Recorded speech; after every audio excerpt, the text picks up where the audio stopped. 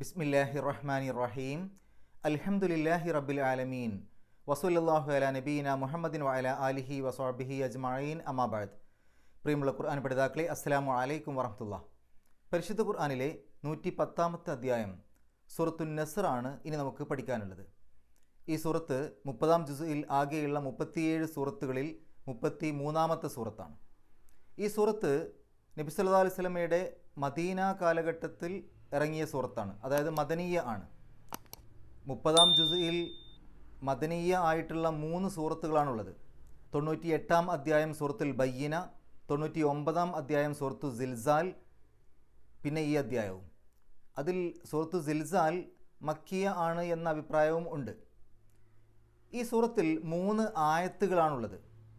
3 ആയത്തുകൾ മാത്രമുള്ള 3 സൂറത്തുകളാണ് പരിശുദ്ധ ഖുർആനിലുള്ളത്. 103-ാം അധ്യായം സൂറത്തുൽ അസ്ർ, 108-ാം അധ്യായം സൂറത്തുൽ കൗസർ, പിന്നെ ഈ അധ്യായവും. ഈ 3 സൂറത്തുകളുടെയും പേര് പറയുന്ന സമയത്ത് അതിൻ്റെ അവസാനം റായിലാണ് അവസാനിക്കുന്നത്. സൂറത്തുൽ നസ്ർ, സൂറത്തുൽ കൗസർ, സൂറത്തുൽ അസ്ർ. അതിന് പ്രത്യേകിച്ച് പ്രാധാന്യം ഉണ്ടായിട്ടല്ല, അതൊരു കൗതുകമായിട്ട് സൂചിപ്പിച്ചു എന്നേ ഉള്ളൂ. ഈ സൂറത്തിൻ്റെ പേര് സൂറത്തുൻ നസ്ർ എന്നാണ്. നസ്ർ എന്നാൽ സഹായം എന്നാണ് അർത്ഥം. അത് ഈ സൂറത്തിലെ 1-ാമത്തെ ആയത്തിൽ തന്നെ വന്നിട്ടുണ്ട് ആ പദം. ഈ സൂറത്തിൻ്റെ മറ്റൊരു പേര് സൂറത്ത് തൗദിയ എന്നാണ്. തൗദിയ എന്ന് പറഞ്ഞാൽ വിടവാങ്ങൽ എന്നാണ്. അപ്പോൾ വിടവാങ്ങലിൻ്റെ അധ്യായം എന്നും ഈ ഒരു സൂറത്തിന് പേരുണ്ട്. ഒരു പൂർണ്ണമായ സൂറത്ത് എന്ന രൂപത്തിൽ ഏറ്റവും അവസാനമായി അവതരിച്ച സൂറത്ത് ഈ സൂറത്താണ്. ഇതിനു ശേഷം പിന്നീട് പൂർണ്ണമായ ഒരു സൂറത്ത് അവതരിച്ചിട്ടില്ല. ഏതാനും ആയത്തുകളൊക്കെയാണ് അവതരിച്ചിട്ടുള്ളൂ. ആ ആയത്തുകൾ ഏതൊക്കെയാണ് എന്നുള്ള കാര്യത്തിൽ അഭിപ്രായ വ്യത്യാസങ്ങളുണ്ട്. ഈ ഒരു സൂറത്തിൻ്റെ അവതരണ കാലം എടുത്ത് പരിശോധിക്കുകയാണെങ്കിൽ ഇത് ഹജ്ജത്തുൽ വിദാഇൻ്റെ സമയത്ത് അയ്യാമു തശ്രീക്കിൽ മിനായിൽ വെച്ചാണ് അവതരിച്ചത് എന്നാണ് പ്രബലമായൊരു അഭിപ്രായം. ഈ ഒരു സൂറത്തിൻ്റെ അവതരണത്തിൻ്റെയും നബി സല്ലല്ലാഹു അലൈഹി വസല്ലമയുടെ മരണത്തിൻ്റെയും ഇടയിൽ പിന്നീട് 3 മാസവും ഏതാനും ദിവസങ്ങളൊക്കെയാണ് ബാക്കിയുണ്ടായിരുന്നത് എന്നൊക്കെ റിപ്പോർട്ടുകളിൽ കാണാൻ സാധിക്കും. ഈ സൂറത്ത് മക്കം ഫത്ഹിൻ്റെ മുമ്പ് അവതരിച്ചിട്ടുണ്ട് എന്ന അഭിപ്രായമുണ്ട് ചില ആളുകൾക്ക്. ഇദാ ജാഅ നസ്റുല്ലാഹി വൽ ഫത്ഹ്, ഫത്ഹ് വന്നാൽ, അള്ളാഹുവിൻ്റെ സഹായവും ഫത്ഹും വന്നാൽ എന്നാണ്. അപ്പോൾ അവിടെ വന്നാൽ എന്ന് പറയുമ്പോൾ ഇതുവരെ വന്നിട്ടില്ല, ഇനി ആ മക്കം ഫത്ഹ് വരാനിരിക്കുന്നേ ഉള്ളൂ. അവിടെ ഫത്ഹ് എന്നുള്ള ഉദ്ദേശിച്ചത് മക്കം ഫത്ഹ് ആണ്. അതുകൊണ്ട് ആ മക്കം ഫത്ഹ് ഇനി വരാനിരിക്കുന്നതേ ഉള്ളൂ. അങ്ങനെ ആ മക്കം ഫത്ഹ് സംഭവിച്ചു കഴിഞ്ഞാൽ എന്നാണ് അവിടെ പറയുന്നത്. അതുകൊണ്ട് ഈ സൂറത്ത് അവതരിച്ചത് മക്കം ഫത്ഹിൻ്റെ മുമ്പാണ് എന്ന് ചില റിപ്പോർട്ടുകളിൽ കാണാൻ സാധിക്കും, ചിലരുടെ അഭിപ്രായം. പിന്നീട് ഹുനൈൻ യുദ്ധത്തോടു കൂടിയാണ് മക്കം ഫത്ഹ് പൂർത്തിയാവുന്നത്. അപ്പോൾ ആ ഒരു ഹുനൈൻ യുദ്ധത്തിന് ശേഷമാണ് ഈ സൂറത്ത് അവതരിച്ചത്. ഈ സൂറത്ത് അവതരിച്ചതിന് ശേഷം 2 വർഷത്തോളം നബി സല്ലല്ലാഹു അലൈഹി വസല്ലമ ജീവിച്ചിരുന്നു എന്നൊക്കെ അത്തരം ആളുകൾക്ക് അഭിപ്രായമുണ്ട്. ഈ ഒരു സൂറത്ത് അവതരിച്ച സമയത്ത് എനിക്ക് എൻ്റെ മരണവാർത്ത, വിയോഗ വാർത്ത ലഭിച്ചിരിക്കുന്നു എന്ന് നബി സല്ലല്ലാഹു അലൈഹി വസല്ലമ പറഞ്ഞതായി റിപ്പോർട്ടുകളിൽ കാണാൻ സാധിക്കും. മറ്റൊരു റിപ്പോർട്ടിൽ ഇക്കൊല്ലം എൻ്റെ മരണമുണ്ടാകും എന്ന് നബി സല്ലല്ലാഹു അലൈഹി വസല്ലമ പറയുകയും അത് കേട്ട സമയത്ത് ഫാത്തിമ ബീവി റളിയല്ലാഹു അൻഹ കരയുകയും ചെയ്തു. ആ സമയത്ത് നബി സല്ലല്ലാഹു അലൈഹി വസല്ലമ പറഞ്ഞു, നമ്മുടെ കുടുംബത്തിൽ നിന്ന് എൻ്റെ അടുത്തേക്ക് ആദ്യം എത്തിച്ചേരുക നീ ആയിരിക്കും എന്ന് പറഞ്ഞ സമയത്ത്, അത് കേട്ട സമയത്ത് ഫാത്തിമ ബീവി റളിയല്ലാഹു അൻഹ ചിരിക്കുകയും ചെയ്തു എന്ന് റിപ്പോർട്ടുകളിൽ കാണാൻ സാധിക്കും. ഒരു റിപ്പോർട്ടിൽ കാണാൻ സാധിക്കും, ഉമർ റളിയല്ലാഹു അൻഹു തൻ്റെ സദസ്സിലേക്ക് ഇബ്നു അബ്ബാസ് റളിയല്ലാഹു അൻഹുവിനെ ക്ഷണിക്കാറുണ്ടായിരുന്നു. അപ്പോൾ പല ആളുകൾക്കും അതിൽ ഒരു സംശയമൊക്കെ ഉണ്ട്, എന്താണ് മുതിർന്ന ആളുകളിരിക്കുന്ന സദസ്സിലേക്ക് ഒരു കുട്ടിയെ ക്ഷണിക്കുന്നത് എന്നുള്ള രൂപത്തിൽ. അങ്ങനെ ഈ ഒരു സൂറത്തുമായി ബന്ധപ്പെട്ട് ഉമർ റളിയല്ലാഹു അൻഹു അവിടെ ഇരിക്കുന്ന ആളുകളോട് ചോദിച്ചു, ഈ സൂറത്തുൻ നസ്റിൽ നിന്ന് നിങ്ങൾ എന്താണ് മനസ്സിലാക്കിയത്? അപ്പോൾ ചില ആളുകൾ പറഞ്ഞു, അള്ളാഹുവിൻ്റെ സഹായവും വിജയവും ഒക്കെ ഉണ്ടായിക്കഴിഞ്ഞാൽ പിന്നീട് നമ്മൾ അള്ളാഹുവിനെ വാഴ്ത്തണം, അവനെ സ്തുതിക്കണം, നമ്മൾ പാപമോചനം തേടണം, ഇതാണ് അതിൽ നിന്ന് മനസ്സിലാക്കാൻ പറ്റുന്നത്. മറ്റ് ചില ആളുകൾ പറഞ്ഞു, നഗരങ്ങളും കോട്ടകളുമൊക്കെ നമ്മൾ പിടിച്ചടക്കണം. ഇങ്ങനെയൊക്കെ പറഞ്ഞ സമയത്ത് ചില ആളുകളൊന്നും പറഞ്ഞില്ല, അവർക്കൊന്നും പറയാനുണ്ടായിരുന്നില്ല. അപ്പോൾ ഉമർ റളിയല്ലാഹു അൻഹു ഇബ്നു അബ്ബാസ് റളിയല്ലാഹു അൻഹുവിനോട് ചോദിച്ചു, ഈ ഒരു സൂറത്തിൽ നിന്ന് എന്താണ് നീ മനസ്സിലാക്കിയത്? ഇത് തന്നെയാണോ, ഇവരൊക്കെ പറഞ്ഞത് തന്നെയാണോ നീ മനസ്സിലാക്കിയത്? ആ സമയത്ത് അദ്ദേഹം മറുപടി പറഞ്ഞത് അല്ല, അദ്ദേഹം ഒരു കുട്ടിയാണ് ആ സമയത്ത്. ഞാൻ മനസ്സിലാക്കിയത് അങ്ങനെയല്ല. ഈ ഒരു സൂറത്ത് അള്ളാഹുവിൻ്റെ റസൂൽ സല്ലല്ലാഹു അലൈഹി വസല്ലമയുടെ വിയോഗ വാർത്ത അറിയിക്കുന്ന സൂറത്താണ്. ഇതാണ് ഞാൻ അതിൽ നിന്ന് മനസ്സിലാക്കിയത്. അതായത് നബി സല്ലല്ലാഹു അലൈഹി വസല്ലമയുടെ ആയുസ്സിൻ്റെ അവധിയാണ് ആ സൂറത്തിൽ നിന്ന് നമുക്ക് മനസ്സിലാക്കാൻ സാധിക്കുന്നത് എന്ന് അദ്ദേഹം പറഞ്ഞപ്പോൾ ഉമർ റളിയല്ലാഹു അൻഹു പറഞ്ഞു, അത് തന്നെയാണ് ഞാനും മനസ്സിലാക്കിയിട്ടുള്ളത് എന്ന്. ഇത് ആ ഇരിക്കുന്ന ആളുകൾക്ക് ഒരു പക്ഷേ മനസ്സിലാകാൻ കൂടി വേണ്ടിയിട്ടായിരിക്കും എന്തുകൊണ്ടാണ് ഇങ്ങനെ ഒരു കുട്ടിയെയൊക്കെ ഈ ഒരു സദസ്സിലേക്ക് ക്ഷണിക്കുന്നത് എന്നുള്ളതിന് അവർക്ക് ബോധ്യപ്പെടാൻ വേണ്ടിയിട്ടായിരിക്കും. അത്രയും ഒരു വിജ്ഞാനം കൂടുതലുള്ളൊരു കുട്ടിയായിരുന്നു. പ്രായം കൊണ്ട് കുട്ടിയാണെങ്കിലും ഇസ്ലാമികപരമായ അറിവിൻ്റെ കാര്യത്തിൽ ഒരുപാട് അറിവുകളുള്ള കുട്ടിയായിരുന്നു. അതുകൊണ്ടാണ് ആ കുട്ടിയെ ക്ഷണിക്കുന്നത് എന്ന് മറ്റുള്ള ആളുകൾക്ക് അറിയിച്ചു കൊടുക്കാൻ പറ്റുന്ന ഒരു സന്ദർഭം കൂടിയായിരുന്നു അത്. ഇബ്നു അബ്ബാസ് റളിയല്ലാഹു അൻഹു വളരെ പ്രധാനപ്പെട്ട അറിയപ്പെട്ട ഒരു മുഫസ്സിറാണ്. അദ്ദേഹത്തിൻ്റെ ശരിക്കുള്ള പേര് അബ്ദുല്ലാഹി ഇബ്നു അബ്ബാസ് റളിയല്ലാഹു അൻഹു എന്നാണ്. ഇമാമുൽ മുഫസ്സിരീൻ, ഖുർആൻ വ്യാഖ്യാതാക്കളുടെ നേതാവ് എന്നാണ് അദ്ദേഹത്തെ അറിയപ്പെടുന്നത്. മറ്റു പേരുകളുണ്ട്, അൽ ബഹർ, അതേപോലെ ഹിബറുൽ ഉമ്മ, തർജുമാനുൽ ഖുർആൻ, ഇതൊക്കെ അദ്ദേഹത്തിനെ വിശേഷിപ്പിക്കുന്ന പേരുകളാണ്. നമുക്ക് ഈ സൂറത്തിലെ ആയത്തുകൾ പരിചയപ്പെടാം. അഊസു ബില്ലാഹി മിനശ് ശൈത്വാനിർ റജീം. ബിസ്മില്ലാഹിർ റഹ്മാനിർ റഹീം. ഇസാ ജാഅ നസ്റുല്ലാഹി വൽ ഫത്ഹ് വറഅയ്ത الناس يدخلون في دين الله أفواجا فسبح بحمد ربك واستغفر إنه كان توابا. ഇതിൽ ശരിക്ക് ആദ്യത്തെ 2 ആയത്തുകൾ ഒന്നിച്ച് മനസ്സിലാക്കണം. അതിൻ്റെ ഒരു ജവാബാണ് അടുത്ത ആയത്ത്. അതായത് ഒന്നിച്ച് ഒരു കാര്യം പറഞ്ഞപ്പോൾ അതിൻ്റെ ആ ഒരു വാചകത്തിൻ്റെ ആദ്യ ഭാഗം എന്നുള്ളത് ആദ്യത്തെ 2 ആയത്തുകളാണ്. പിന്നീട് അതിൻ്റെ ഒരു അടുത്ത ഭാഗം എന്നുള്ളത് 3-ാമത്തെ ആയത്താണ്. ആദ്യ ആയത്തിൽ അള്ളാഹു പറയാം ഇദാ ജാ അ. ജാ അ എന്ന് പറഞ്ഞാൽ വന്നു എന്നർത്ഥം. അതിൻ്റെ മുമ്പിൽ ഇദാ എന്ന് ചേർക്കുമ്പോൾ അങ്ങനെ ആയാൽ, ആൽ എന്നർത്ഥം കൊടുക്കണം. ഇദാ ജാ അ, ജാ അ വന്നു, ഇദാ ജാ അ വന്നാൽ. ഇപ്പോൾ ഏതൊരു പദത്തിനും കത്തബ എഴുതി, ഇദാ കത്തബ എഴുതിയാൽ, അങ്ങനെ ആൽ എന്നുള്ള അർത്ഥമാണ് കൊടുക്കുക. ഇദാ ജാ അ വന്നാൽ, എന്ത് വന്നാൽ? നസ്റുല്ലാഹി, നസ്ർ എന്ന് പറഞ്ഞാൽ, നസ്വറ എന്ന് പറഞ്ഞാൽ സഹായിച്ചു എന്നാണ്. നസ്ർ സഹായം, നസ്റുല്ലാഹി അള്ളാഹുവിൻ്റെ സഹായം. വൽ ഫത്ഹ്, ഫതഹ എന്ന് പറഞ്ഞാൽ തുറന്നു എന്നാണ്.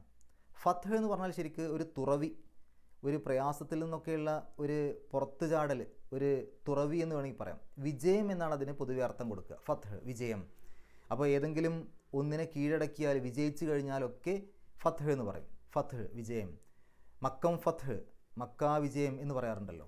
വൽ ഫത്ഹ്, വാവ് തുടക്കത്തിൽ വാവുണ്ട്, അത് അത്ഫിൻ്റെ വാവാണ്, എന്നർത്ഥത്തിൽ. അത് ചേർക്കാൻ വേണ്ടിയിട്ടാണ്. തൊട്ട് മുമ്പ് പറഞ്ഞത് മാത്രമല്ല ഇതും. അപ്പോൾ ഇദാ ജാ അ നസ്റുല്ലാഹി, അള്ളാഹുവിൻ്റെ സഹായം വന്നാൽ, വൽ ഫത്ഹു വിജയവും. അപ്പോൾ അള്ളാഹുവിൻ്റെ സഹായവും വിജയവും വന്നാൽ. അടുത്ത ആയത്തിൽ വറഅയ്തന്നാസ, റഅ കണ്ടു. റഅ എന്നുള്ളതിൻ്റെ അവസാനത്തിൽ ഒരു യാ ഉണ്ട്, അത് ഉച്ചരിക്കൂല. പക്ഷെ അതിനോടുകൂടി മറ്റെന്തെങ്കിലും ഒന്ന് ചേർക്കുമ്പോൾ ആ ഉച്ചരിക്കാത്ത യാന് ഉച്ചാരണം കിട്ടും. ഇപ്പോൾ റഅ എന്നുള്ളതിൻ്റെ കൂടെ അൻത, നീ എന്ന് ചേർക്കണമെങ്കിൽ അൻത എന്ന് ഒന്നിച്ച് ചേർക്കൂല, അതിൻ്റെ ത എന്നേ ചേർക്കുള്ളൂ. അപ്പോൾ റഅ എന്നുള്ളതിൻ്റെ കൂടെ അൻത ചേർക്കുമ്പോൾ റഅ എന്നുള്ളതിൻ്റെ കൂടെ വെറും ത ആണ് ചേർക്കുക. റഅയ്ത, അപ്പോൾ യാ എന്ന് ഉച്ചാരണം കിട്ടും. റഅത്ത എന്നല്ല പറയാം, റഅ അൻത എന്നല്ല പറയാം, റഅയ്ത. റഅ കണ്ടു, ആ അവസാനത്തെ ത നീ എന്നുള്ള അർത്ഥത്തിൽ. അപ്പോൾ റഅയ്ത നീ കണ്ടു. അതിൻ്റെ മുമ്പിലൊരു വാവുണ്ട്, വ റഅയ്ത. ശരിക്കും അവിടെ അത് മാത്രം പറയുമ്പോൾ നീ കാണുകയും ചെയ്തു എന്നാണ് പറയാം. പക്ഷേ ഇത് ശരിക്കും 1-ാമത്തെ ആയത്തിലേക്ക് ചേർക്കാൻ വേണ്ടിയിട്ടാണ്. 1-ാമത്തെ ആയത്തിൽ അള്ളാഹുവിൻ്റെ സഹായവും വിജയവും വന്നാൽ എന്നാണ്. അതിലേക്ക് ചേർത്തുകൊണ്ട് ഈ വാവ് പറയുമ്പോൾ വ റഅയ്ത നീ കാണുകയും ചെയ്താൽ. അപ്പോൾ ആ ഇദാ എന്നുള്ളത് ഇവിടെ ഉണ്ട്. വ ഇദാ എന്നുള്ളതിന് പകരമാണ് വാവ് കൊടുത്തത്. ഇദാ എന്നുള്ളതിലേക്കാണ് അത് ചേർക്കേണ്ടത്. അപ്പോൾ വ റഅയ്ത എന്ന് പറഞ്ഞാൽ നീ കാണുകയും ചെയ്താൽ. എന്ത് കാണുകയും ചെയ്താൽ? അന്നാസ ജനങ്ങളെ. ജനങ്ങൾ എന്ത് ചെയ്യുന്നതായിട്ട്? യദ്ഖുലൂന, ദഖല എന്ന് പറഞ്ഞാൽ പ്രവേശിച്ചു. യദ്ഖുലു പ്രവേശിക്കും, പ്രവേശിക്കുന്നു. യദ്ഖുലൂന അവർ പ്രവേശിക്കും, അവർ പ്രവേശിക്കുന്നു. യദ്ഖുലൂന ഫീ ദീനില്ലാഹി. ദീൻ എന്ന് പറഞ്ഞാൽ പല അർത്ഥങ്ങളുണ്ട് നമുക്കറിയാം. പ്രധാനമായിട്ടുള്ള അർത്ഥം മതം എന്നർത്ഥമുണ്ട്, പ്രതിഫല നടപടി എന്നുള്ള അർത്ഥമുണ്ട്, നിയമ നടപടിയൊക്കെ ഉണ്ട്. അപ്പോൾ ദീനുല്ലാഹി അള്ളാഹുവിൻ്റെ മതം, ഫീ ദീനില്ലാഹി അള്ളാഹുവിൻ്റെ മതത്തിൽ. ഫീ എന്ന് പറഞ്ഞാൽ ഇൽ, അള്ളാഹുവിൻ്റെ മതത്തിൽ, ഫീ ദീനില്ലാഹി. അഫ്വാജൻ എങ്ങനെയാണ് പ്രവേശിക്കുന്നത്? അഫ്വാജൻ. ഫൗജ് എന്ന് പറഞ്ഞാൽ കൂട്ടം, അഫ്വാജ് കൂട്ടങ്ങൾ, കൂട്ടം കൂട്ടമായി. അപ്പോൾ വറഅയ്തന്നാസ യദ്ഖുലൂന ഫീ ദീനില്ലാഹി അഫ്വാജ, ആളുകൾ കൂട്ടം കൂട്ടമായി അള്ളാഹുവിൻ്റെ മതത്തിൽ പ്രവേശിക്കുന്നത് നീ കാണുകയും ചെയ്താൽ. അപ്പോൾ രണ്ട് ആയത്തുകൾ ഒന്നിച്ച് നമ്മൾ മനസ്സിലാക്കുകയാണെങ്കിൽ അള്ളാഹുവിൻ്റെ സഹായവും വിജയവും വരികയും ആളുകൾ കൂട്ടം കൂട്ടമായി അവൻ്റെ ദീനിലേക്ക് പ്രവേശിക്കുന്നത് നീ കാണുകയും ചെയ്താൽ എന്ത് ചെയ്യണം? ഫസബ്ബിഹ്, സബ്ബഹ എന്ന് പറഞ്ഞാൽ വാഴ്ത്തി, പുകഴ്ത്തി, പ്രകീർത്തനം നടത്തി എന്നൊക്കെയാണ്. ശരിക്കും സബഹ എന്ന് പറഞ്ഞാൽ നീന്തി എന്നാണ്. വളരെയധികം പരിശ്രമിച്ചുകൊണ്ട് ഒരു കരയിൽ നിന്ന് മറ്റൊരു കരയിലേക്ക് മനസ്സും ശരീരവും ഒക്കെ ഒരുമിച്ച് ഒരേ കാര്യത്തിലേക്ക് ശ്രദ്ധ കൊടുത്തുകൊണ്ട് നമ്മൾ പരിശ്രമിക്കുന്നതാണ് നീന്തൽ. അതിങ്ങനെ പൊങ്ങിക്കിടക്കും വെള്ളത്തിൻ്റെ മേലെ. ഇതേപോലെയാണ് നമ്മൾ അള്ളാഹുവിനെ വാഴ്ത്തുക എന്ന് പറയുന്നത്. നമ്മൾ വളരെയധികം പരിശ്രമം നടത്തിക്കൊണ്ട് നമ്മുടെ ജീവിതത്തിൽ അള്ളാഹുവിൻ്റെ അടുത്തേക്ക് ഇങ്ങനെ എത്തിക്കൊണ്ടിരിക്കുകയാണ്. അള്ളാഹുവിൻ്റെ അടുത്തേക്ക് നമ്മൾ തുഴഞ്ഞ് നീന്തിക്കൊണ്ടിരിക്കുകയാണ്. അപ്പോൾ അള്ളാഹു നമുക്ക് നൽകിയ കാര്യങ്ങളായിരിക്കണം പൊങ്ങി നിൽക്കേണ്ടത്. അള്ളാഹുവിൻ്റെ മഹത്വവും അള്ളാഹു നൽകിയ അനുഗ്രഹവും അതൊക്കെ ഇങ്ങനെ പൊങ്ങി നിൽക്കണം. ആ പൊങ്ങി നിൽക്കുന്നത് മനസ്സിലാക്കിക്കൊണ്ട് നമ്മൾ വളരെയധികം പരിശ്രമിച്ച് ഒരേ ഒരു ലക്ഷ്യസ്ഥാനത്തേക്ക് മനസ്സൊക്കെ ഏകാഗ്രമാക്കിക്കൊണ്ട് നമ്മളിങ്ങനെ നീന്തി അള്ളാഹുവിലേക്ക് അടുക്കുകയാണ്. അപ്പോൾ ഒരു തരത്തിൽ ഒരു നീന്തൽ തന്നെയാണ് ഇതും. അപ്പോൾ ഇവിടെ പറയുന്നത് സബ്യഹ്, അത് കൽപ്പനക്രിയയാണ്. നീ വാഴ്ത്ത്, നീ പുകഴ്ത്ത്, നീ പ്രകീർത്തനം ചെയ്യ്. ഫ സബ്യഹ്, ആ ഫ തൊട്ട് മുമ്പത്തെ ആയത്തുകളിൽ നിബന്ധനയാണ് പറഞ്ഞത്. അങ്ങനെ ആയാൽ, അള്ളാഹുവിൻ്റെ സഹായവും വിജയവും വന്നാൽ ആളുകൾ കൂട്ടം കൂട്ടമായി ദീനിലേക്ക് വരുന്നത് നീ കാണുകയും ചെയ്താൽ എന്ത് ചെയ്യണം? അപ്പോൾ അതിൻ്റെ ഒരു മറുപടിയാണ് ഇനി പറയേണ്ടത്. അങ്ങനെ മറുപടി പറയുന്ന സ്ഥലത്ത് ഫ ഉപയോഗിക്കും. അതാണ് ഫ ഉൽ വാഖിയ. അപ്പോൾ ഫ, അപ്പോൾ സബ്യഹ്, നീ വാഴ്ത്തണം, താങ്കൾ വാഴ്ത്തണം, താങ്കൾ പ്രകീർത്തനം ചെയ്യണം. എങ്ങനെയാണ് വാഴ്ത്തേണ്ടത്? ബി ഹംദി, സ്തുതിയോടെ. ഹംദ് എന്ന് പറഞ്ഞാൽ സ്തുതി, ബി എന്ന് പറഞ്ഞാൽ ഓട്, കൊണ്ട്, ഇൽ, പല അർത്ഥങ്ങളുണ്ട്. ബി ഹംദി, സ്തുതിയോടുകൂടിയാണ് വാഴ്ത്തേണ്ടത്. റബ്ബിക്ക, താങ്കളുടെ നാഥൻ്റെ. അപ്പോൾ താങ്കളുടെ നാഥനോടുള്ള സ്തുതിയോടുകൂടിയാണ് വാഴ്ത്തേണ്ടത്. ഇനി വാഴ്ത്തിയാൽ മാത്രം പോരാ, വസ്തഗ്ഫിർഹു, ഇസ്തഗ്ഫറ എന്ന് പറഞ്ഞാൽ പാപമോചനം തേടി എന്നാണ്. ഇസ്തഗ്ഫിർ, താങ്കൾ പാപമോചനം തേട്, കൽപ്പനയാണ്. നമ്മൾ സബ്യഹ് എന്ന് പറഞ്ഞ പോലെ ഇതും കൽപ്പനയാണ്. പാപമോചനം തേടണം, താങ്കൾ പാപമോചനം തേടുക. അവിടെ വാവ് വന്നു, അതും ചെയ്യണം, എന്നർത്ഥത്തിൽ. വസ്തഗ്ഫിർ, താങ്കൾ പാപമോചനം തേടുകയും ചെയ്യുക. ഹു, അവനോട്. വസ്തഗ്ഫിർഹു, താങ്കൾ അവനോട് പാപമോചനം തേടുകയും ചെയ്യുക. ഇന്നഹു, ഇന്ന തീർച്ചയായും, ഹു അവൻ, ഇന്നഹു തീർച്ചയായും അവൻ, നിശ്ചയമായും അവൻ, കാന അവനാണ്, തവ്വാബൻ. താബ എന്ന് പറഞ്ഞാൽ പശ്ചാത്തപിച്ചു മടങ്ങി എന്നുണ്ട്, പശ്ചാത്താപം സ്വീകരിച്ചു എന്നുണ്ട്. രണ്ടർത്ഥം അതിനുണ്ട്. ശരിക്കും താബ ഇല എന്ന് പറഞ്ഞാൽ പശ്ചാത്തപിച്ച് മടങ്ങി, താബ അല എന്ന് പറഞ്ഞാൽ പശ്ചാത്താപം സ്വീകരിച്ചു എന്നാണ്. ഇനി തായിബുൻ എന്ന് പറഞ്ഞാൽ പശ്ചാത്തപിക്കുന്നവൻ എന്നാണ്. പശ്ചാത്തപിച്ച് മടങ്ങുന്നവൻ എന്നുണ്ട്, പശ്ചാത്താപം സ്വീകരിക്കുന്നവൻ എന്നുണ്ട്. തവ്വാബ് എന്ന് പറഞ്ഞാൽ അങ്ങേയറ്റം പശ്ചാത്തപിച്ച് മടങ്ങുന്നവൻ, അല്ലെങ്കിൽ അങ്ങേയറ്റം പശ്ചാത്താപം സ്വീകരിക്കുന്നവൻ. അത് സിയഗ മുബാലഗ എന്നാണ് പറയുക. ഇസ്മു തഫ്ദീൽ, അതായത് ആധിക്യത്തെ സൂചിപ്പിക്കുന്ന പദം, സൂപ്പർലേറ്റീവ് എന്ന് പറയും. ശരിക്കും തായിബുൻ എന്ന് പറഞ്ഞാൽ പശ്ചാത്താപം സ്വീകരിക്കുന്നവൻ, തവ്വാബ് എന്ന് പറഞ്ഞാലും അത് തന്നെയാണ്. പക്ഷേ ഒന്നിൻ്റെ അർത്ഥം പറയുമ്പോൾ വളരെയധികം എന്നുള്ള രൂപത്തിൽ അർത്ഥം കൊടുക്കും. തായിബുൻ എന്ന് പറഞ്ഞാൽ പശ്ചാത്താപം സ്വീകരിക്കുന്നവൻ, തവ്വാബ് എന്ന് പറഞ്ഞാൽ വളരെയധികം അങ്ങേയറ്റം പശ്ചാത്താപം സ്വീകരിക്കുന്നവൻ. അപ്പോൾ ഒന്നിച്ച് ആയത്തിൻ്റെ അർത്ഥം ഫസബ്യഹ് ബിഹംദി റബ്ബിക വസ്തഗ്ഫിർഹു ഇന്നഹു കാന തവ്വാബ. അപ്പോൾ താങ്കൾ സ്തുതിയോടുകൂടി താങ്കളുടെ നാഥന് പ്രകീർത്തനം ചെയ്യുക, അല്ലെങ്കിൽ താങ്കളുടെ നാഥനെ വാഴ്ത്തുക, അവനോട് പാപമോചനം തേടുകയും ചെയ്യുക. തീർച്ചയായും അവൻ വളരെയധികം പശ്ചാത്താപം സ്വീകരിക്കുന്നവനാണ്. ഇനി നമുക്ക് വിശദീകരണത്തിലേക്ക് പോകാം. ആദ്യ ആയത്തിൽ അള്ളാഹു പറയുന്നു, ഇദാ ജാഅ നസ്റുല്ലാഹി വൽ ഫത്ഹ്. ഫത്ഹ് എന്ന് പറഞ്ഞാൽ വിജയം.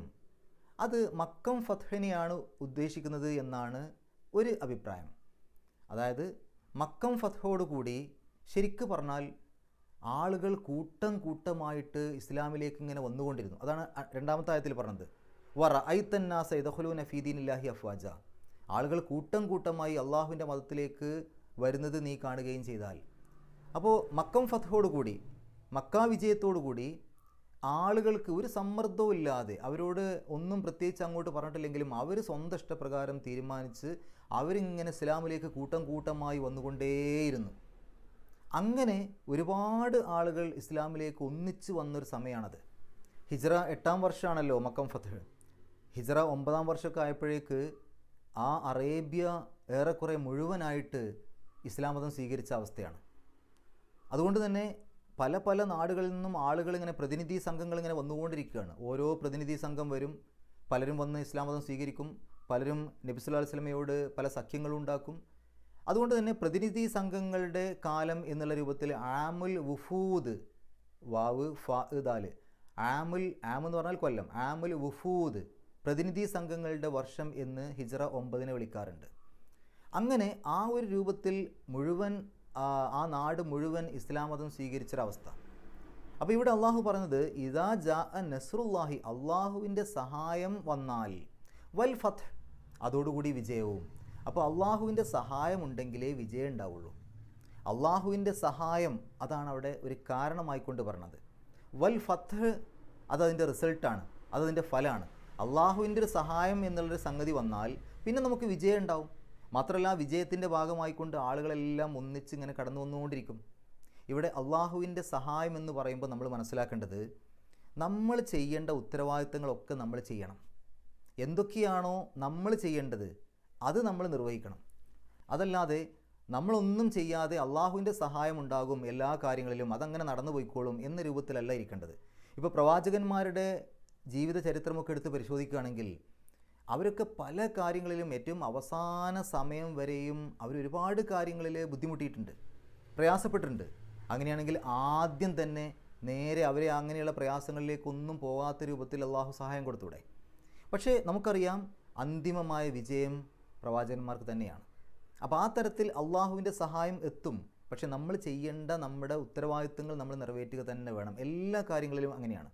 നമ്മളുടെ ഉത്തരവാദിത്തങ്ങൾ നമ്മൾ നിറവേറ്റുക, എന്നിട്ട് അതോടൊപ്പം തന്നെ അള്ളാഹുവിൻ്റെ സഹായം ചോദിച്ചുകൊണ്ടേയിരിക്കുക. തുടക്കം മുതലേ അള്ളാഹുവിൻ്റെ സഹായം ചോദിച്ചുകൊണ്ടേയിരിക്കുക, അള്ളാഹുവിൽ തവക്കൽ ചെയ്യുക. ഈ ഒരു രൂപത്തിലാണ് ഒരു സത്യവിശ്വാസി മുന്നോട്ട് പോകേണ്ടത്. മാത്രമല്ല വിജയം എന്നുള്ളത് അള്ളാഹുവിൻ്റെ സഹായത്തിൻ്റെ ഫലമായിട്ടാണ് ഉണ്ടാകുന്നത് എന്നൊരു സത്യവിശ്വാസി മനസ്സിലാക്കണം. അതുകൊണ്ട് തന്നെ ഏതെങ്കിലും ഒരു വിജയം ഉണ്ടായിക്കഴിഞ്ഞാൽ അത് എൻ്റെ കഴിവ് കൊണ്ട് എന്നല്ല, അള്ളാഹുവിൻ്റെ സഹായം കൊണ്ട് എനിക്കത് കിട്ടി. അത് നമ്മളുടെ വ്യക്തിപരമായ വിജയമാവട്ടെ, മറ്റുള്ള വിജയങ്ങളാവട്ടെ, ഏത് വിജയമാണെങ്കിലും അത് എൻ്റെ കഴിവ് കൊണ്ട് കിട്ടിയതല്ല, അള്ളാഹു സഹായിച്ചു, ആ വിജയം എനിക്ക് കിട്ടി. ആ രൂപത്തിലാണ് നമ്മളത് മനസ്സിലാക്കേണ്ടത്.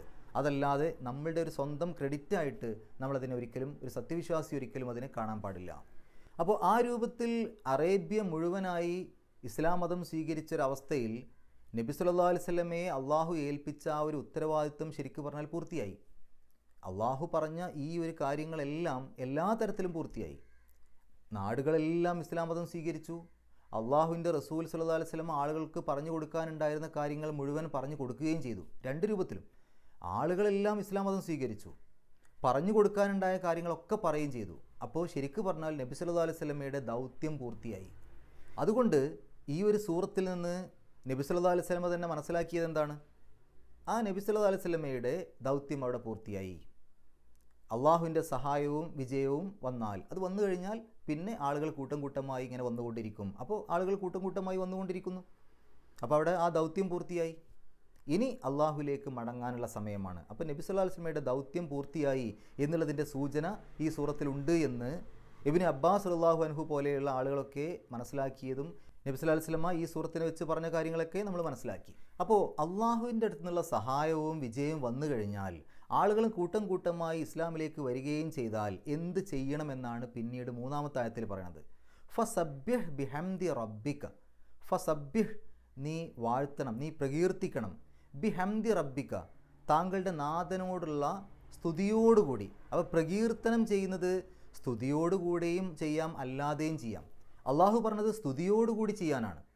ഇപ്പോൾ ഏതെങ്കിലുമൊക്കെ ശത്രു രാജ്യങ്ങൾ, വളരെയധികം മറ്റുള്ള ആളുകളെ പ്രയാസപ്പെടുത്തുന്ന രാജ്യങ്ങൾ ആളുകളെ കൊല്ലുകയും ആളുകളെ ബോംബിട്ട് തീർക്കുകയും നശിപ്പിക്കുകയൊക്കെ ചെയ്യുന്ന സമയത്ത് അവരുടെ ആ ഒരു ടെക്നോളജി, അവരുടെ കയ്യിലുള്ള സാങ്കേതിക വിദ്യയൊക്കെ ആലോചിച്ച് ആളുകൾ പറയൂലേ, ഹോ എത്ര വലിയ ഒരു കഴിവാണ് അവർക്കുള്ളത്.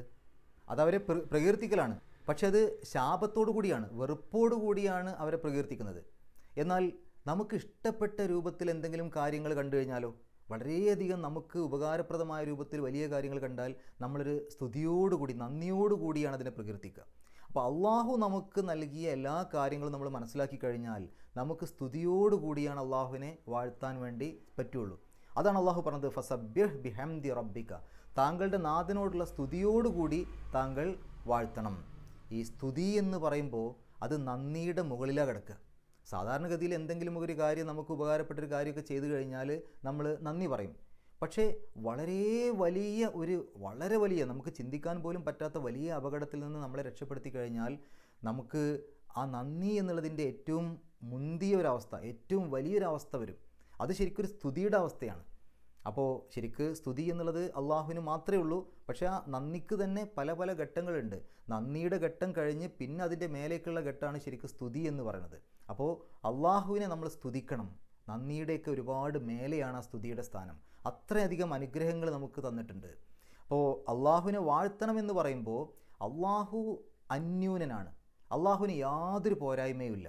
അള്ളാഹു ഇവിടെ സൃഷ്ടിച്ച സൃഷ്ടികളെ നോക്കുകയാണെങ്കിൽ ഒരു പോരായ്മയും ഇല്ലാതെ അന്യൂനമായ ഒരു കുറവുമില്ലാത്ത രൂപത്തിലാണ് അള്ളാഹു എല്ലാറ്റിനെയും സൃഷ്ടിച്ചിട്ടുള്ളത്. ആ കാര്യം നമ്മൾ മനസ്സിലാക്കുന്നു, എന്നിട്ട് അള്ളാഹുവിനെ നമ്മൾ വാഴ്ത്തുന്നു. അള്ളാഹുവിൻ്റെ നിയമങ്ങളിൽ ഒരു പോരായ്മയുമില്ല, അള്ളാഹുവിൻ്റെ സൃഷ്ടികളിൽ ഒരു പോരായ്മയുമില്ല, അള്ളാഹുവിൻ്റെ ഒരു കാര്യത്തിലും ഒരു പോരായ്മയുമില്ല. അന്യൂനനാണ്, ഒരു ന്യൂനതയും ഇല്ലാത്തവനാണ്. ആ തരത്തിൽ മനസ്സിലാക്കിക്കൊണ്ട് നമ്മൾ അള്ളാഹുവിനെ വാഴ്ത്തുന്നു. ബി ഹംദി, സ്തുതിയോടുകൂടി എന്ന് പറയുമ്പോൾ അള്ളാഹു നമുക്ക് നൽകിയ അനുഗ്രഹങ്ങളെയൊക്കെ നമ്മളിങ്ങനെ ഓർക്കുകയാണ്. ആ അനുഗ്രഹങ്ങളെ ഓർക്കുമ്പോൾ നമുക്ക് അള്ളാഹുവിനെ സ്തുതിക്കാതിരിക്കാൻ കഴിയില്ല. അപ്പോൾ സ്തുതിയോടുകൂടിയാണ് അള്ളാഹുവിനെ നമ്മൾ പ്രകീർത്തിക്കേണ്ടത്, അള്ളാഹുവിനെ നമ്മൾ വാഴ്ത്തേണ്ടത്, അള്ളാഹുവിനെ നമ്മൾ തസ്ബീഹ് ചെയ്യേണ്ടത്. അപ്പോൾ സബ്യഹ്, നീ വാഴ്ത്തണം, പ്രകീർത്തിക്കണം.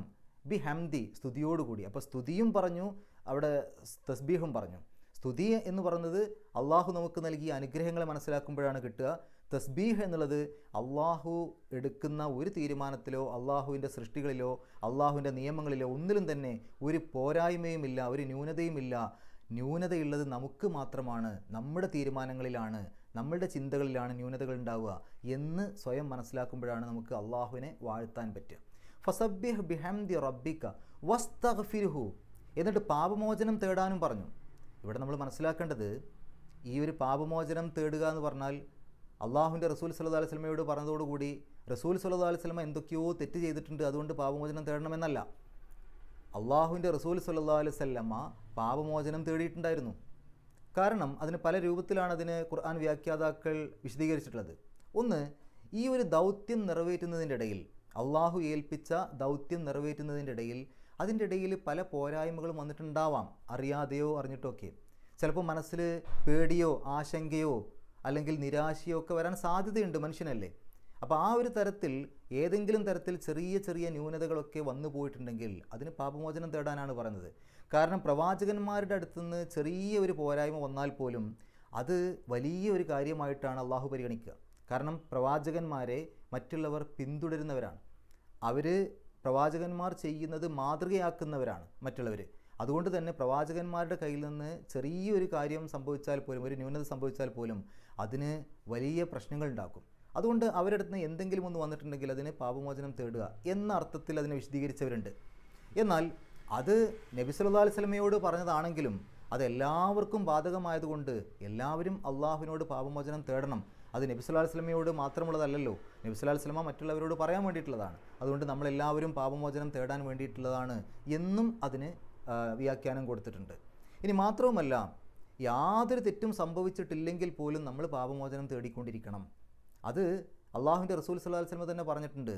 എന്തിനാണ് താങ്കൾ ഇങ്ങനെയൊക്കെ പാപമോചനം തേടുന്നത് ചോദിച്ച സമയത്ത്, ഞാനൊരു നന്ദിയുള്ള അടിമയാവണ്ടേ.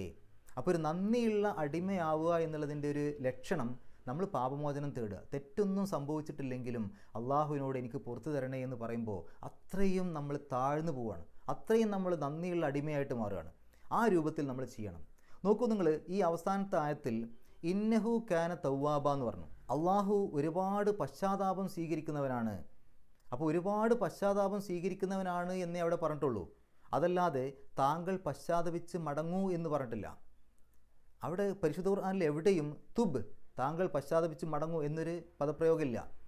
പക്ഷേ ഈ ഒരു ഭാഗത്തെ പോലും അള്ളാഹുവിൻ്റെ റസൂൽ സല്ലല്ലാഹു അലൈഹി വസല്ലമ സ്വീകരിച്ചത്, മനസ്സിലാക്കിയത് അതൊരു കൽപ്പനയായിട്ടാണ്. അള്ളാഹു ഒരുപാട് പശ്ചാത്താപം സ്വീകരിക്കുന്നവനാണ് എന്ന് അള്ളാഹു പറഞ്ഞപ്പോൾ അത് നീ പശ്ചാത്തപിച്ച് മടങ്ങണം എന്ന് പറഞ്ഞ രൂപത്തിലാണ് അള്ളാഹുവിൻ്റെ റസൂൽ അതിനെ മനസ്സിലാക്കിയത്. അതുകൊണ്ട് തന്നെ അത് കേട്ട് അത് മനസ്സിലാക്കിയ സമയത്ത് ഒരുപാട് പശ്ചാത്തപിച്ച് മടങ്ങുന്ന ഒരവസ്ഥയാണ് ഉണ്ടായിരുന്നത്. ആ രൂപത്തിലാണ് അള്ളാഹുവിൻ്റെ റസൂൽ അതിനെ മനസ്സിലാക്കിയിട്ടുള്ളത്. മാത്രമല്ല നമുക്ക് കാണാൻ സാധിക്കും റിപ്പോർട്ടുകളിലൊക്കെ നബി സല്ലല്ലാഹു അലൈഹി വസല്ലമയുടെ അവസാന കാലത്ത് നബി സല്ലല്ലാഹു അലൈഹി വസല്ലമ സുബ്ഹാനല്ലാഹി വബിഹംദിഹി അസ്തഗ്ഫിറുല്ലാഹു വ അതൂബു ഇലൈഹി എന്നൊക്കെ സ്ഥിരമായിട്ട് ധാരാളമായിട്ട് ആ പ്രാർത്ഥന ചൊല്ലാറുണ്ടായിരുന്നു. സുബ്ഹാനല്ലാഹി, അള്ളാഹുവിൻ്റെ പരിശുദ്ധിയെ ഞാൻ വാഴ്ത്തുന്നു, വബിഹംദിഹി, അവനെ സ്തുതിച്ചുകൊണ്ട് അവൻ്റെ സ്തുതിയോടുകൂടി, അസ്തഗ്ഫിറുല്ലാ, അള്ളാഹുവിനോട് ഞാൻ പാപമോചനം തേടുന്നു, വ അതൂബു ഇലൈഹി, അവനോട് ഞാൻ പശ്ചാത്തപിച്ച് മടങ്ങുന്നു എന്നുള്ള രൂപത്തിലൊക്കെ. അതേപോലെ തന്നെ മറ്റൊരു റിപ്പോർട്ടിൽ കാണാൻ സാധിക്കും ഇതേ കാര്യം മറ്റൊരു രൂപത്തിൽ റിപ്പോർട്ട് ചെയ്തതായിട്ട്. സുബ്ഹാനക അല്ലാഹുമ്മ വബിഹംദിക അസ്തഗ്ഫിറുക വ അതൂബു ഇലൈക. സുബ്ഹാനക അല്ലാഹുമ്മ, അള്ളാഹുവേ നിൻ്റെ പരിശുദ്ധിയെ ഞാൻ വാഴ്ത്തുന്നു, വബിഹംദിക, നിന്നെ സ്തുതിച്ചുകൊണ്ട് അല്ലെങ്കിൽ നിന്നോടുള്ള സ്തുതിയോടുകൂടി, അസ്തഗ്ഫിറുക, നിന്നോട് ഞാൻ പാപമോചനം തേടുന്നു, വ അതൂബ് ഇലൈക, നിന്നിലേക്ക് ഞാൻ പശ്ചാത്തപിച്ച് മടങ്ങുന്നു എന്ന രൂപത്തിലും ഇതേ കാര്യം റിപ്പോർട്ട് ചെയ്തതായിട്ട് കാണാൻ സാധിക്കും. അപ്പോൾ അവസാന കാലത്ത് നബി സല്ലല്ലാഹു അലൈഹി വസല്ലമയുടെ അവസാന കാലത്ത് ഇത്തരം പ്രാർത്ഥനകളൊക്കെ ഒരുപാട് അധികമായി ചൊല്ലിയിരുന്നു. മാത്രവുമല്ല ഇരിക്കുമ്പോഴും നിൽക്കുമ്പോഴും നടക്കുമ്പോഴും ഒക്കെ സുബ്ഹാനല്ലാഹി വബിഹംദിഹി എന്നത് ധാരാളമായി നബി സല്ലല്ലാഹു അലൈഹി വസല്ലമ ചൊല്ലിയിരുന്നതായിട്ടും റിപ്പോർട്ടുകൾ കാണാൻ സാധിക്കും. എന്തുകൊണ്ടാണ് ഇങ്ങനെ ചൊല്ലിയിരുന്നത് എന്ന് ചോദിച്ച സമയത്ത് ഈ സൂറത്തിൽ പറഞ്ഞ അടയാളം ഞാൻ കണ്ടതുകൊണ്ട് എന്ന് മറുപടി പറഞ്ഞതായിട്ടൊക്കെ റിപ്പോർട്ടുകളിൽ കാണാൻ സാധിക്കും. അതുപോലെ ഹദീസുകളിൽ കാണാൻ സാധിക്കും ഈ സൂറത്തിലെ നിർദ്ദേശപ്രകാരം വളരെ പ്രാവശ്യം നിസ്കാരങ്ങളിലെ സുജൂദിലും റുക്കൂയിലുമൊക്കെ സുബ്ഹാനക അല്ലാഹുമ്മ റബ്ബന വബിഹംദിക അല്ലാഹുമ്മ ഗഫിർലി എന്നുള്ള ആ ഒരു പ്രാർത്ഥന പല പ്രാവശ്യം ചൊല്ലിയിരുന്നതായിട്ട്. സുബ്ഹാനക അല്ലാഹുമ്മ റബ്ബന, ഞങ്ങളുടെ രക്ഷിതാവായ അള്ളാഹുവേ ഞങ്ങൾ നിൻ്റെ പരിശുദ്ധിയെ വാഴ്ത്തുന്നു, വബിഹംദിക, നിന്നോടുള്ള സ്തുതിയോടുകൂടി, അല്ലാഹുമ്മ ഗഫിർലി, അള്ളാഹുവേ എനിക്ക് നീ പുറത്തു തരണമേ. ഈ ഒരു പ്രാർത്ഥന പല പ്രാവശ്യം ചൊല്ലിയിരുന്നതായിട്ട് കാണാൻ സാധിക്കും. ഈ സൂറത്ത് ശരിക്കും റസൂൽ സല്ലല്ലാഹു അലൈഹി വസല്ലമയോട് പറഞ്ഞത് എന്താണ്? ഈ സൂറത്തിൽ ശരിക്ക് നോക്കിയാൽ നമുക്ക് മനസ്സിലാക്കാൻ സാധിക്കും അള്ളാഹു നബി സല്ലല്ലാഹു അലൈഹി വസല്ലമയെ ഒരു ദൗത്യം ഏൽപ്പിച്ചു. അത് വളരെ ഭാരിച്ച ഒരു ദൗത്യമാണ്, അത്ര എളുപ്പമുള്ള കാര്യമല്ല. ആ ദൗത്യം മുഴുവൻ അള്ളാഹുവിന് ഇഷ്ടപ്പെട്ട രൂപത്തിൽ നബി സല്ലല്ലാഹു അലൈഹി വസല്ലമ ചെയ്ത് പൂർത്തിയാക്കി. അങ്ങനെ ചെയ്ത് പൂർത്തിയാക്കിയപ്പോൾ അള്ളാഹു നബി സല്ലല്ലാഹു അലൈഹി വസല്ലമയോട് പറയാണ്, താങ്കളെ ഞാൻ ഏൽപ്പിച്ച ദൗത്യം എനിക്കിഷ്ടപ്പെട്ട രൂപത്തിൽ താങ്കൾ പൂർത്തിയാക്കിയിട്ടുണ്ട് എന്ന് പറയുന്ന പോലെയല്ലേ ശരിക്കും ഈ സൂറത്ത്? അപ്പോൾ നമ്മളൊരു കാര്യം ആലോചിക്കണം, നമുക്കൊക്കെ അള്ളാഹു ഇതേപോലെ ദൗത്യങ്ങൾ നൽകിയിട്ടുണ്ട്. ഇതുപോലെ ഭാരിച്ച ദൗത്യങ്ങളൊന്നുമല്ല, ചെറിയ കാര്യങ്ങളാണ്. ആ പ്രവാചകൻ സല്ലല്ലാഹു അലൈഹി വസല്ലമയും മറ്റും പഠിപ്പിച്ചു തന്ന കാര്യങ്ങൾ അത് കൃത്യമായിട്ട് നമ്മുടെ ജീവിതത്തിൽ പകർത്തി ജീവിക്കുക, ഇത്രയാണ് നമ്മളോട് ചെയ്യാൻ പറഞ്ഞിട്ടുള്ളൂ. അതേപോലെ നമ്മൾ മനസ്സിലാക്കിയ കാര്യങ്ങൾ മറ്റുള്ള ആൾക്ക് എത്തിച്ചു കൊടുക്കുക. പക്ഷേ ഇതുപോലും ചെയ്യുന്നിടത്ത് എത്രത്തോളം നമ്മൾ ശ്രദ്ധ കൊടുക്കുന്നുണ്ട്, എത്രത്തോളം നമ്മൾ അതിന് പ്രാധാന്യം കൊടുക്കുന്നുണ്ട്, അത് നമ്മൾ വളരെയധികം ചിന്തിക്കേണ്ട ഒരു സമയമാണ് ഈ സൂറത്ത് പഠിക്കുന്ന സമയത്ത്. നമ്മുടെ ജീവിതത്തിലൊക്കെ എത്ര പ്രാവശ്യം നമ്മൾ സുബ്ഹാനല്ലാഹ്, അൽഹംദുലില്ലാഹ്, അസ്തഗ്ഫിറുല്ലാഹ് ഒക്കെ പറയണം. നമ്മളത് പറയുന്നുണ്ട്, പക്ഷേ ആ പറയുന്നത് ശരിക്കും മനസ്സിൽ തട്ടിയിട്ടാണോ? ശരിക്കും സുബ്ഹാനല്ലാഹ് എന്ന് പറയുന്നത് അള്ളാഹുവിൻ്റെ പരിശുദ്ധിയെ ഞാൻ വാഴ്ത്തുന്നു എന്ന് പറയുമ്പോൾ അള്ളാഹുവിൻ്റെ ആ അന്യൂനമായ കാര്യങ്ങൾ, അള്ളാഹുവിൻ്റെ സൃഷ്ടിപ്പ്, അള്ളാഹുവിൻ്റെ നിയമങ്ങൾ, അള്ളാഹു നമുക്ക് ചെയ്തു തന്ന കാര്യങ്ങൾ, എല്ലാ കാര്യങ്ങളും അന്യൂനമാണ്, അതിലൊരു പോരായ്മയും ഇല്ലാത്തതാണ് എന്ന് കണ്ട് അത്ഭുതപ്പെട്ട് സുബ്ഹാനല്ലാഹ് എന്ന് നമ്മൾ പറയുന്നതാണോ ശരിക്ക്? അൽഹംദുലില്ലാഹ് എന്ന് നമ്മൾ എണ്ണി പറയുന്ന സമയത്തൊക്കെ ശരിക്ക് അള്ളാഹു നമുക്ക് തന്ന അനേകായിരം അനുഗ്രഹങ്ങൾ, ഒരുപാട് അനുഗ്രഹങ്ങൾ, ഈ അനുഗ്രഹങ്ങളെ കൃത്യമാക്കി മനസ്സിലാക്കി മനസ്സിൽ തട്ടിയിട്ടുള്ള ഒരു അൽഹംദുലില്ലയാണോ നമ്മൾ പറയുന്നത്? അസ്തഗ്ഫിറുല്ലാഹ് എന്ന് നമ്മൾ പറയുമ്പോൾ നമ്മളുടെ കയ്യിൽ അറിഞ്ഞുപോലും സംഭവിച്ച പാപങ്ങളുണ്ടാവും, അറിയാതെയും അറിഞ്ഞൊക്കെ പാപങ്ങൾ സംഭവിച്ചിട്ടുണ്ടാവും. ഈ പാപങ്ങൾ അള്ളാഹു പുറത്തു തരണം എന്നുള്ള ആ ഒരു ഉദ്ദേശത്തോടു കൂടി, മനസ്സിൽ വേദനയോടുകൂടി, പടച്ച തമ്പുരാനെ ഈ പാപങ്ങൾ നീ പുറത്തു തന്നിട്ടില്ലെങ്കിൽ എനിക്ക് നാളെ പ്രയാസമാകും എന്ന് ആ ഒരു സങ്കടത്തോടു കൂടിയാണോ നമ്മൾ അസ്തഗ്ഫിറുല്ലാഹ് പറയുന്നത്? അപ്പോൾ മനസ്സിൽ തട്ടിയിട്ടാണോ നമ്മളിതെല്ലാം ചൊല്ലുന്നത്? നമ്മൾ ആലോചിക്കേണ്ട ഒരു സമയം കൂടിയാണ് ഈ സൂറത്ത് പഠിക്കുന്ന സമയത്ത്. അതുപോലെ ഈ സൂറത്തിൽ നിന്ന് മനസ്സിലാകുന്ന മറ്റൊരു കാര്യം, ഒരു സമൂഹം ഒന്നിച്ച് ആളുകൾ കൂട്ടം കൂട്ടമായി ഈ ഒരു മതത്തിലേക്ക് കടന്നു വരാൻ പലപ്പോഴും അവർക്ക് ഈ മതം എന്താണെന്ന് അറിയാത്തത് കൊണ്ടല്ല, മറ്റ് പല പ്രതിസന്ധികളും ഉള്ളതുകൊണ്ടാണ്. അതിലെ പ്രധാനപ്പെട്ട നേതാക്കന്മാരും അവർക്ക് സ്വാധീനമുണ്ടാക്കുന്ന ആളുകളുമൊക്കെ ഇത് സ്വീകരിക്കുകയാണെങ്കിൽ ആളുകൾ ഒന്നിച്ചു വരും. അവർക്ക് വരാൻ മറ്റ് പല തടസ്സങ്ങളുണ്ട്. കാര്യം മനസ്സിലാവാത്തതുകൊണ്ടല്ല. ഇപ്പോൾ പാശ്ചാത്യ രാജ്യങ്ങളൊക്കെ എടുത്ത് നോക്കുകയാണെങ്കിൽ ആളുകൾ ഈ ഒരു സത്യമായ കാര്യങ്ങൾ, ഇത് യഥാർത്ഥത്തിൽ അള്ളാഹുവിൻ്റെ ഏകനായ സൃഷ്ടാവിൽ നിന്നുള്ള മതമാണ്, ഇതാണ് യഥാർത്ഥ ശരിയെന്ന് മനസ്സിലാക്കിയിട്ട് ആ രൂപത്തിൽ ആളുകൾ ഒന്നിച്ച് ഇസ്ലാമിലേക്ക് വന്നുകൊണ്ടിരിക്കുന്നുണ്ട്. അങ്ങനെ വരുന്നത് കാണുമ്പോൾ ഇസ്ലാമിൻ്റെ ശത്രുക്കൾ പൊതുവേ സൃഷ്ടിക്കുന്ന ഒരു കാര്യം, ഇസ്ലാമിനെക്കുറിച്ചുള്ളൊരു പേടി, ഇല്ലാത്ത പല കാര്യങ്ങളും പറഞ്ഞുകൊണ്ട് ഇസ്ലാമിനെ ആളുകളുടെ ഇടയിൽ മോശമായ രൂപത്തിൽ കാണിക്കുക എന്നുള്ളതാണ്.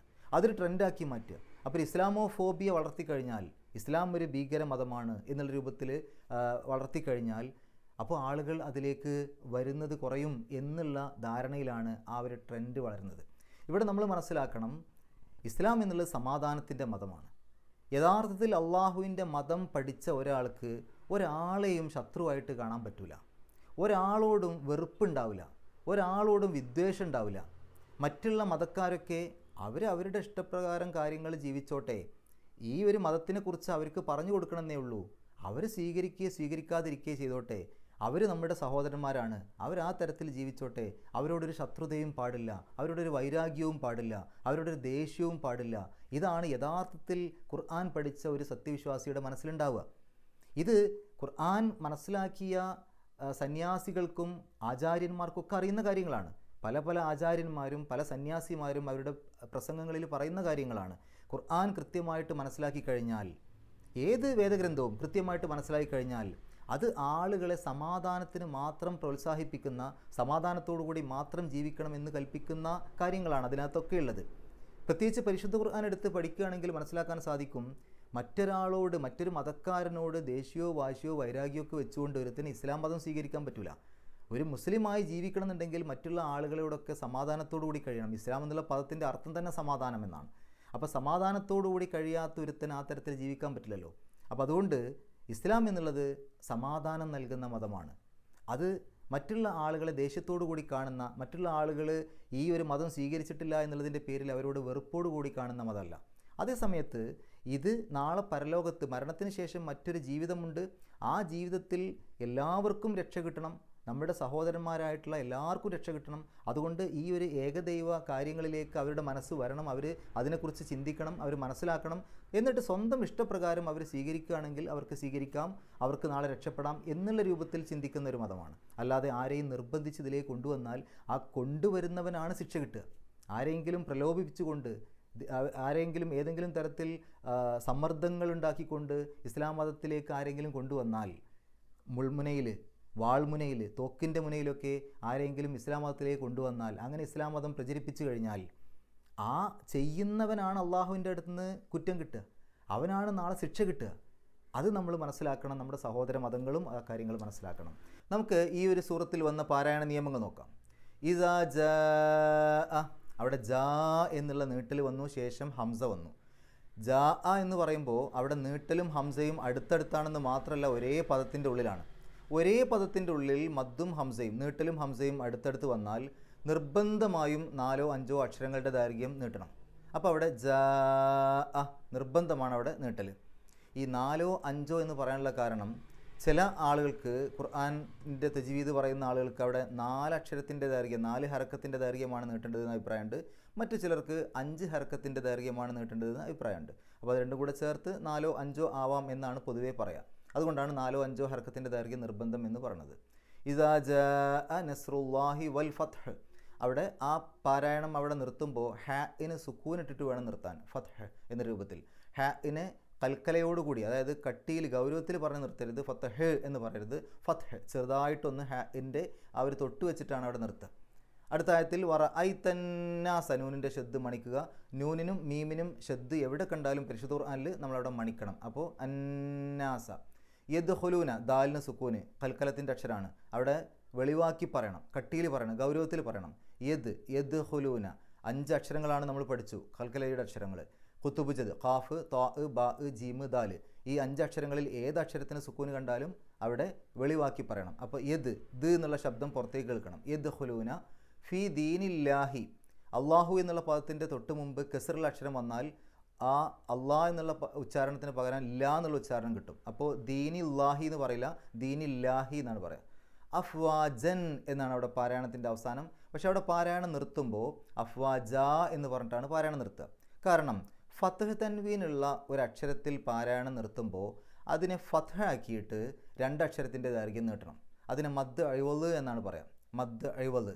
അപ്പോൾ അഫ്വാജൻ എന്നുള്ളതിനെ അഫ്വാജ എന്ന് പറഞ്ഞിട്ടാണ് നിർത്തുക. ഫസബ്യഹ് ബിഹംദി റബ്ബിക വസ്തഗ്ഫിർഹു.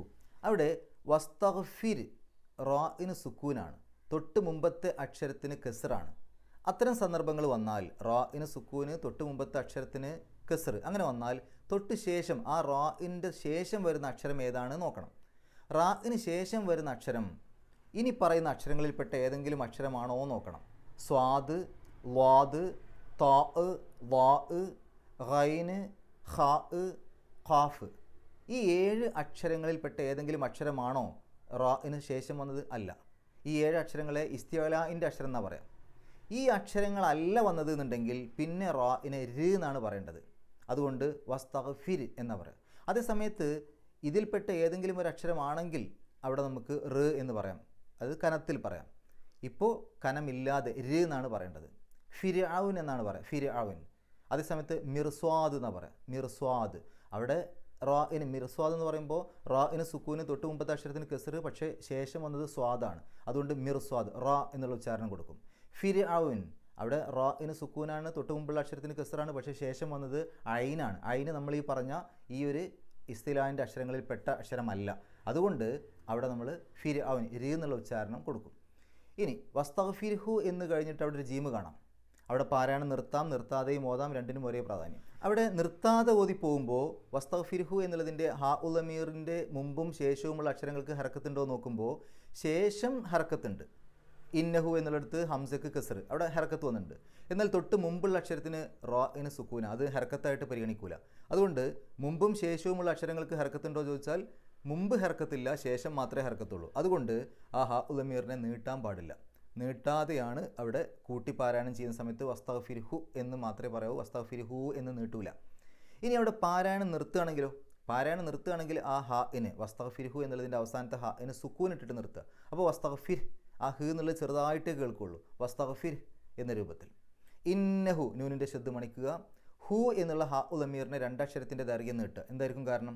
അതിൻ്റെ മുമ്പും ശേഷവും വരുന്ന അക്ഷരങ്ങൾക്ക് ഹർക്കത്തുണ്ട്, അതുകൊണ്ട് രണ്ടക്ഷരത്തിൻ്റെ ദൈർഘ്യം നീട്ടുക. അതിനെ സൂചിപ്പിക്കാൻ ഒരു വാവ്, ചെറിയൊരു വാവ് അവിടെ കൊടുത്തിട്ടുണ്ടാവും. ഇന്നഹു കാന തവ്വാബൻ എന്നാണ് അവിടെ എഴുത്ത്.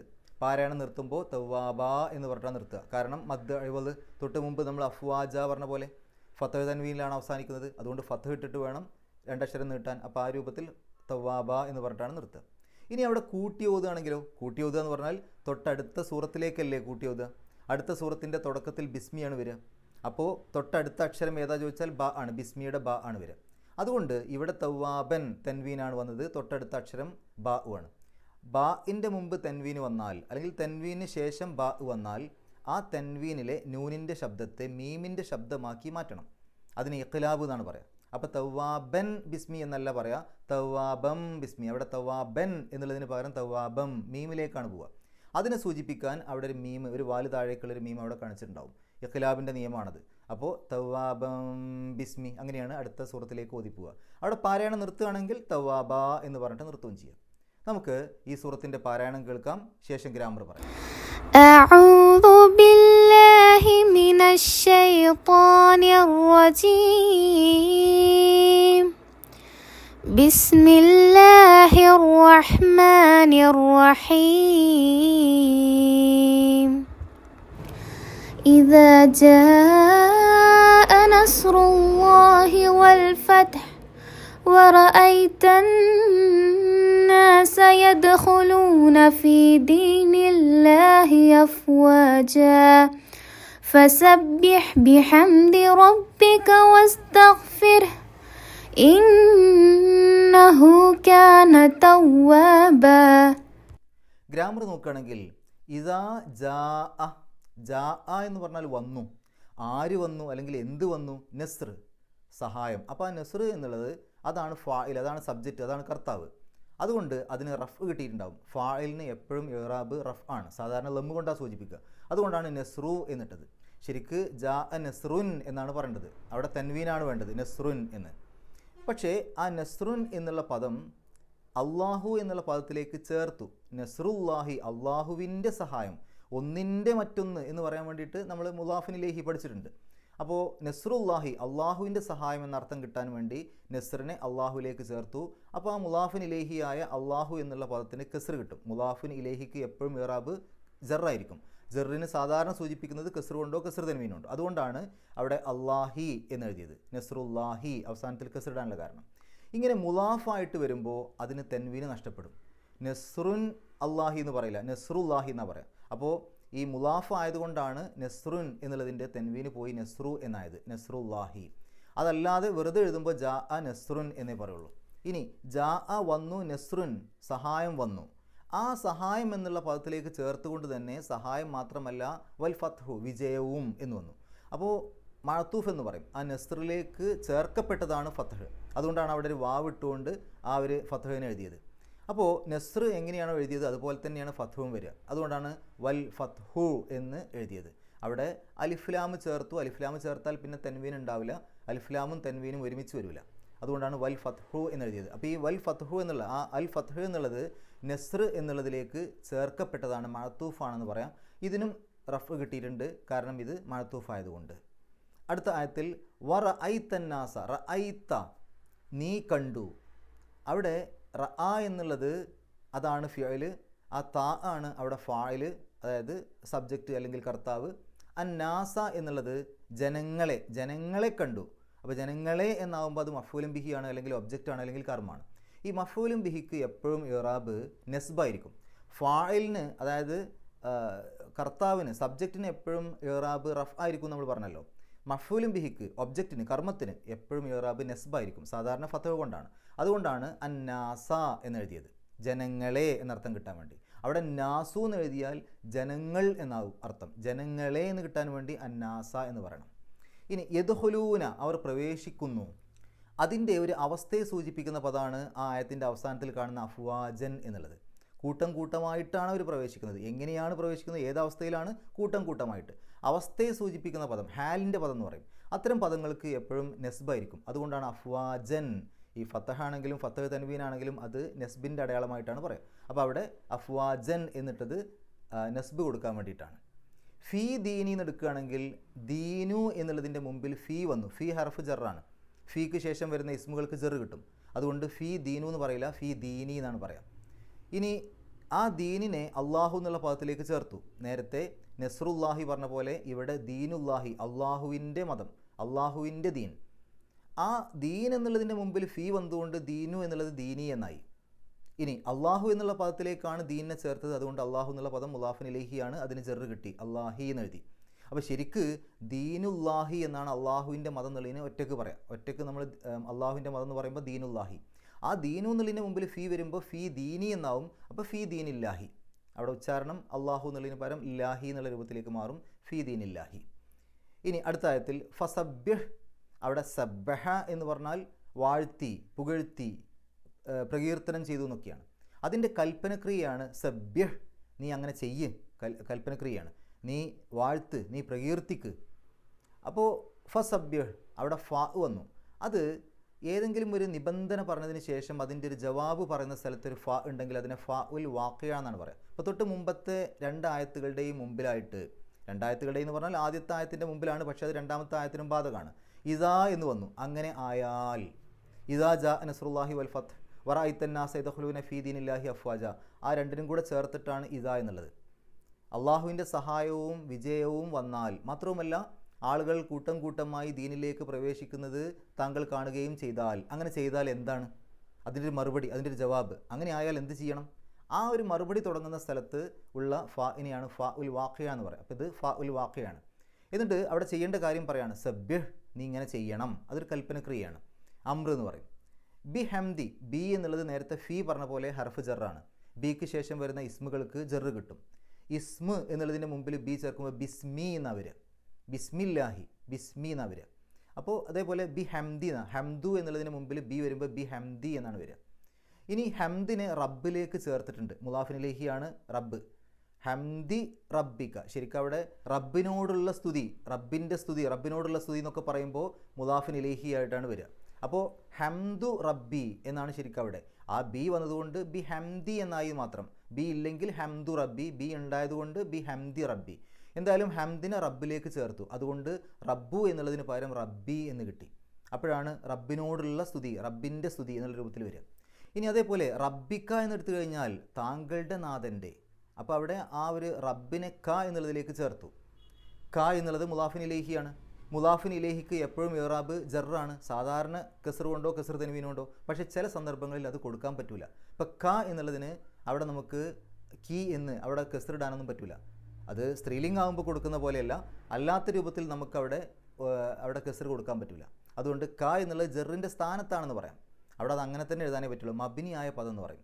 അപ്പോൾ അവിടെ ക എന്നുള്ളത് മുലാഫിൻ ഇലൈഹിയാണ്, റബ്ബ് എന്നുള്ളത് മുലാഫാണ്. ഇനി ഹംദി റബ്ബി എന്നെടുത്തു കഴിഞ്ഞാലോ, ഹംദ് എന്നുള്ളത് മുലാഫാണ്, റബ്ബ് എന്നുള്ളത് മുലാഫിൻ ഇലൈഹിയാണ്. അപ്പോൾ അവിടെ ആ റബ്ബിനെ ഹംദി റബ്ബി എന്ന് പറയുമ്പോൾ റബ്ബിനെ നമ്മൾ മുലാഫിൻ ഇലൈഹി എന്ന് പറഞ്ഞു, റബ്ബിക്ക എന്ന് പറഞ്ഞപ്പോൾ റബ്ബിനെ മുലാഫ് എന്ന് പറഞ്ഞു. അങ്ങനെ ഒരേ പദം തന്നെ മുലാഫിൻ ഇലൈഹിയായിട്ടും മുലാഫായിട്ടും വരുമ്പോൾ അതിനെ മുലാഫ് വസ്ത് എന്ന് പറയും, മുലാഫ് വസ്ത്.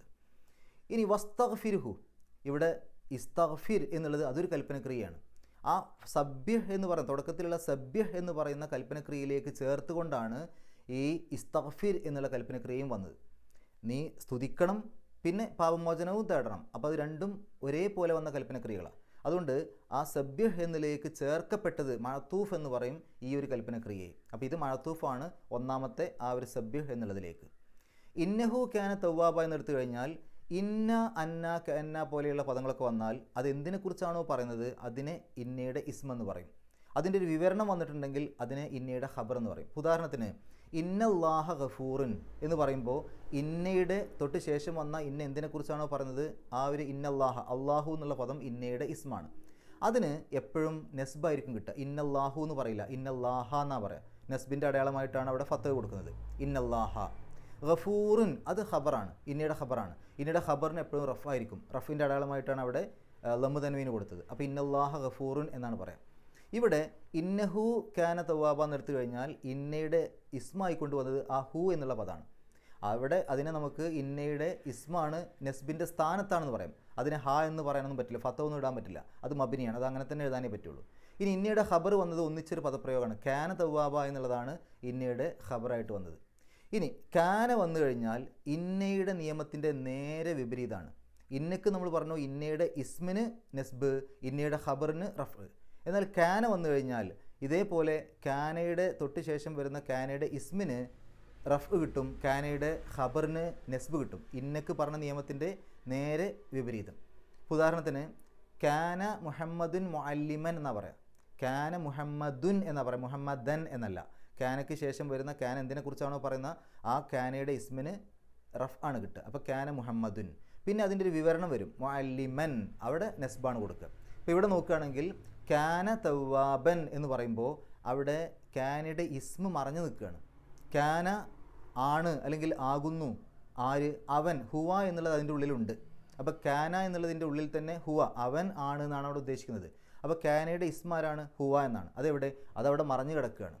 അത് റഫ് കിട്ടിയ അവസ്ഥയിലാണുള്ളത്. തവ്വാബൻ എന്നുള്ളത് കാനയുടെ ഖബറാണ്, കാനയുടെ ഖബറിന് നെസ്ബാണ് വേണ്ടത്. അവിടെ നെസ്ബ് കൊടുത്തിട്ടുണ്ട്, ഫത്ത് തൻവീൻ ഇട്ടത് അത് നെസ്ബ് കൊടുക്കാൻ വേണ്ടിയിട്ടാണ്. ഇത്രയും കാര്യങ്ങളാണ് ഈ ഒരു സൂറത്തിൽ നിന്ന് നമ്മൾ മനസ്സിലാക്കേണ്ടത്. അള്ളാഹു പരിശുദ്ധ ഖുർആൻ ഏറ്റവും നല്ല രൂപത്തിൽ പഠിക്കുവാനും അത് ജീവിതത്തിൽ പകർത്തുവാനും കഴിവിൻ്റെ പരമാവധി മറ്റുള്ള ആളുകൾക്ക് എത്തിച്ചു കൊടുക്കുവാനുമുള്ള സന്മനസ്സും തൗഫീക്കും സൗഭാഗ്യവും നമുക്ക് ഏവർക്കും പ്രദാനം ചെയ്യുമാറാകട്ടെ. വാഹൃദവാൻ അൽഹംദുലില്ലാഹി റബ്ബിൽ ആലമീൻ. അസ്സലാമു അലൈക്കും വറഹ്മത്തുള്ളാഹി.